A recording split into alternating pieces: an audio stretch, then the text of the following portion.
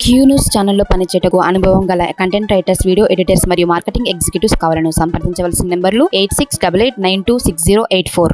1948 September 27న Nizamabad జిల్లాలోని వేల్పూర్లో ధర్మపురి శ్రీనివాస్ జన్మించారు.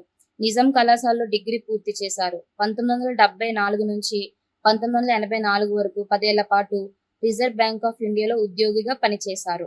అర్గల్ రాజారాం నాయకత్వంలో రాజకీయాల్లోకి వచ్చిన యువజన కాంగ్రెస్ లో క్రియాశీలకంగా పనిచేశారు.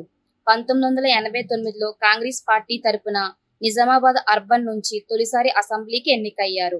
1998లో ఆంధ్రప్రదేశ్ పిసిసి అధ్యక్షుడిగా నియమితులయ్యారు.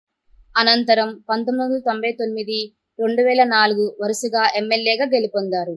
1989 నుంచి 1994 వరకు గ్రామీణ అభివృద్ధి శాఖ, సమాచార పౌర సంబంధాల శాఖ మంత్రిగా సేవలందించారు. 2004 నుంచి 2018 వరకు ఉన్నత విద్య, అర్బన్ ల్యాండ్ సీలింగ్ శాఖ మంత్రిగా పనిచేశారు. మరియు 2004, 2009 ఎన్నికల సమయంలో పిసిసి అధ్యక్షునిగా బాధ్యతలు చేపట్టారు.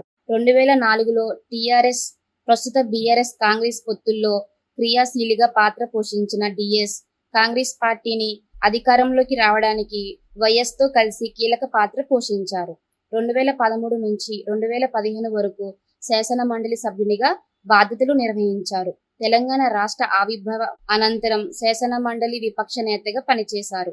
రెండోసారి ఎమ్మెల్సీగా అవకాశం రాకపోవడంతో అసంతృప్తితో కాంగ్రెస్ పార్టీకి రాజీనామా చేసి టీఆర్ఎస్ లో చేరి రాష్ట్ర ప్రభుత్వ అంతర్రాష్ట్ర సలహాదారుడిగా పనిచేశారు. అలాగే కేసీఆర్ తో ఉన్న సన్నిహితం వల్ల డిఎస్ కు 2016లో రాజ్యసభ సభ్యునిగా ఎన్నికయ్యారు.